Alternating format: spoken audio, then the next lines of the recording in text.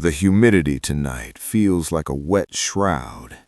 It's 1:14 a.m., and the only thing cutting through the oppressive sulfurous fog is the rhythmic, metallic clink of my fishing gear hitting against my thigh. I've lived near the Blackwood River my whole life, but tonight the water looks different. It doesn't look like water at all. It looks like liquid obsidian, heavy and unmoving, swallowing the light of my flashlight before it can even touch the surface. The silence here isn't peaceful. It's an expectant silence, the kind you feel right before a predator strikes. Even the cicadas, usually a deafening roar this time of year, have gone unnervingly quiet. The only sound is the low, guttural gurgle of the river as it laps against the muddy bank. Slosh, pause, slosh. I found a small clearing where the willow trees weep so low their branches drag in the current.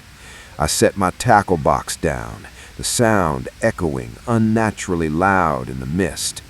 As I reached for my rod, a sound drifted over the water. It wasn't the wind.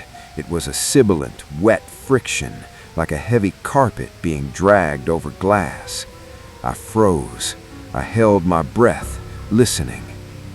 Elias.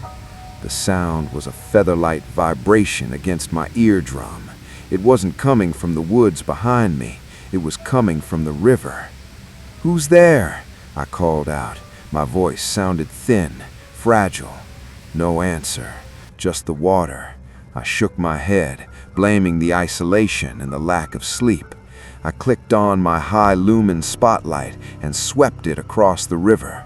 The fog was so thick, the beam just bounced back at me, creating a wall of white. But for a split second, right at the edge of the light, I saw a ripple.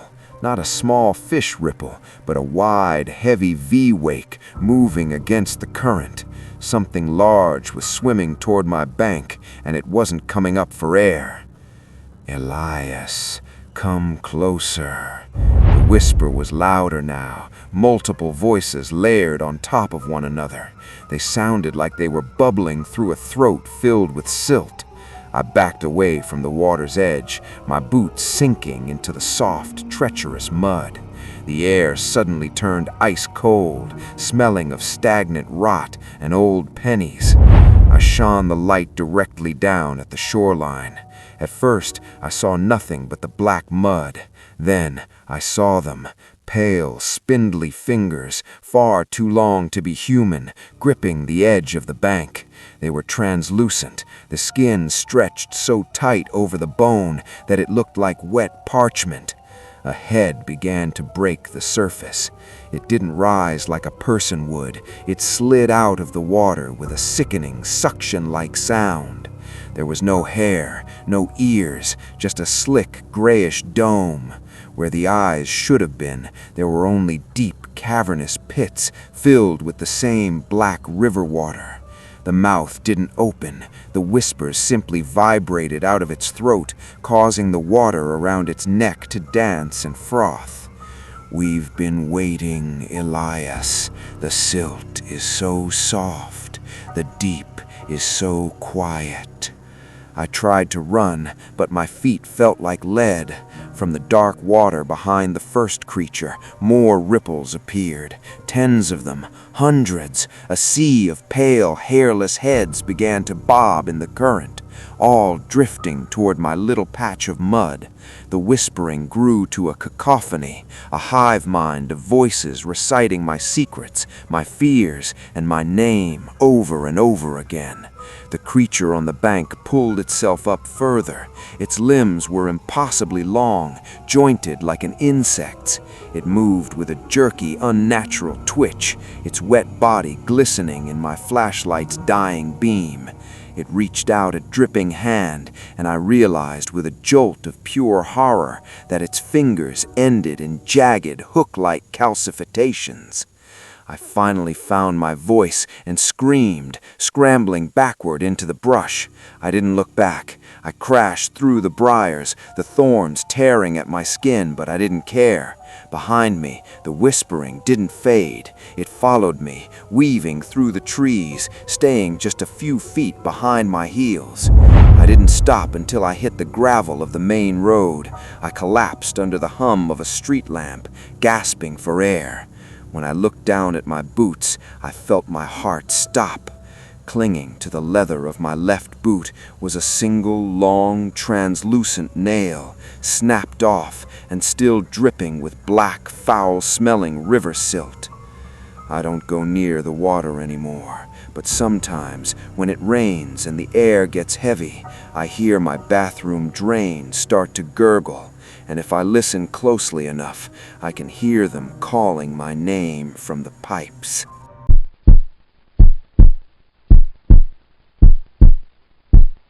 The campfire was a dying eye, a flicker of orange gasping against the weight of the Blackwood Valley night.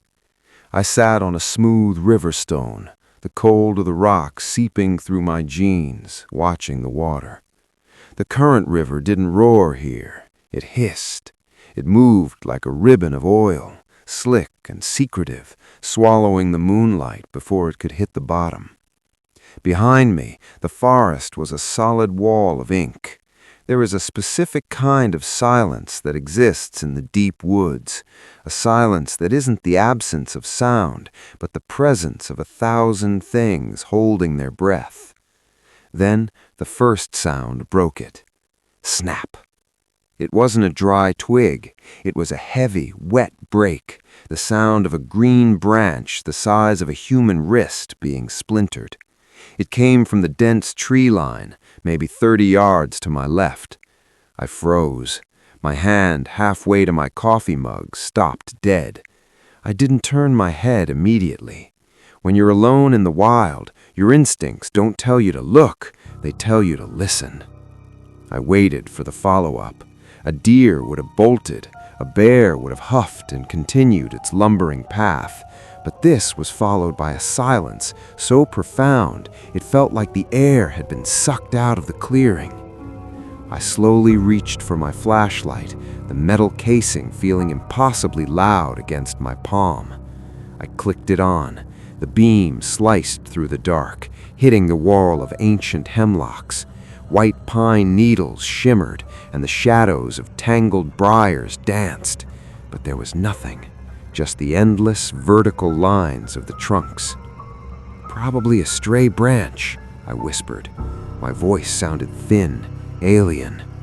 I turned back to the fire, but the hair on my neck stayed upright. That was when I heard the breathing. It wasn't the rhythmic panting of an animal. It was a long, slow drawing of air, deep, cavernous, and wet. It sounded like someone trying to breathe through a throat full of river silt. Huff, shh, huff, shh. It was closer now, maybe 20 yards. It was moving behind the screen of brush, pacing me. I shifted my light back to the forest, and this time I saw the motion. It wasn't at eye level, it was high up, 8, maybe 9 feet in the air. The tops of the saplings were swaying violently, bent aside by something with immense mass, yet the ground didn't fud. It moved with a sickening, fluid grace. Panic, cold and sharp, began to prickle at my chest. I stood up, backing away from the tree line toward the edge of the river. The water hissed at my heels, a reminder that I was trapped between a drowning depth and whatever was in the dark. "Who's there?" I shouted. The forest answered with a sound that I will never forget.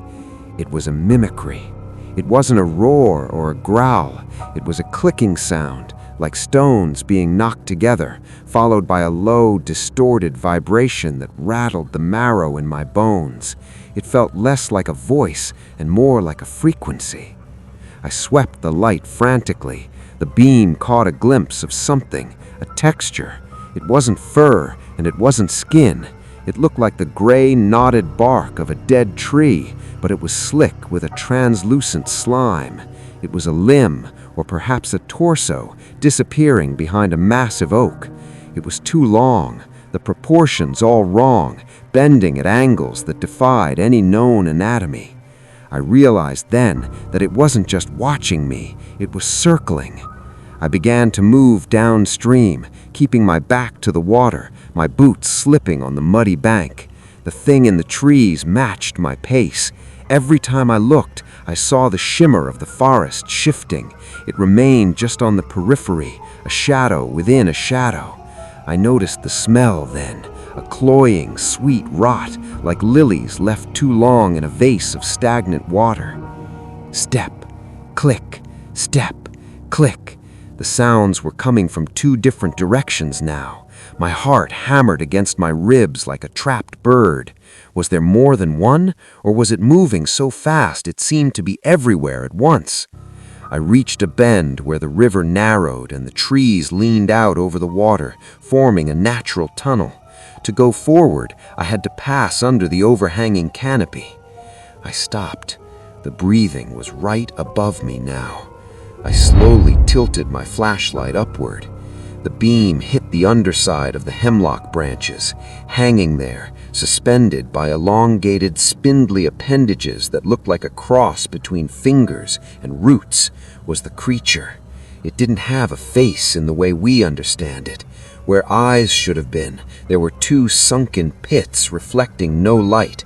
Its mouth was a vertical slit, dripping a clear, viscous fluid that pattered onto the leaves below. It wasn't attacking, it was waiting. It tilted its head, a sharp, bird-like snap, and I realized it wasn't looking at me. It was looking at the flashlight. It was fascinated by the light. My thumb trembled on the switch. If I turned it off, I would be in total darkness with a god. If I kept it on, I was a beacon. The creature let out a soft, melodious whistle, a perfect imitation of a whippoorwill, but far too loud, far too deep. It began to descend, its limbs unfolding like a collapsing umbrella. The gray, bark-like skin stretched tight over a frame that seemed to have too many joints. I didn't think. I lunged backward, stumbling into the icy grip of the river. The current grabbed my waist, pulling me down, but I kept my eyes on the bank. The creature didn't follow me into the water. It stopped at the muddy edge, its long, needle-thin shadows stretching out towards me. It stood upright now, a towering, spindly silhouette against the dying embers of my fire in the distance. It leaned forward, its face inches from where I had been standing moments before. It opened that vertical slit of a mouth and emitted a sound that made my heart stop. It was my own voice. "Who's there?" it whispered, the inflection perfect, the terror in the tone mirrored exactly. I let the current take me. I floated into the darkness, the freezing water numbing my limbs, my eyes fixed on the bank until the silhouette faded into the black geometry of the trees. I don't go into the woods anymore. I don't even like the sound of the wind in the garden, because I know that out there, in the deep places where the rivers run black, something is still wearing my voice, waiting for someone else to answer.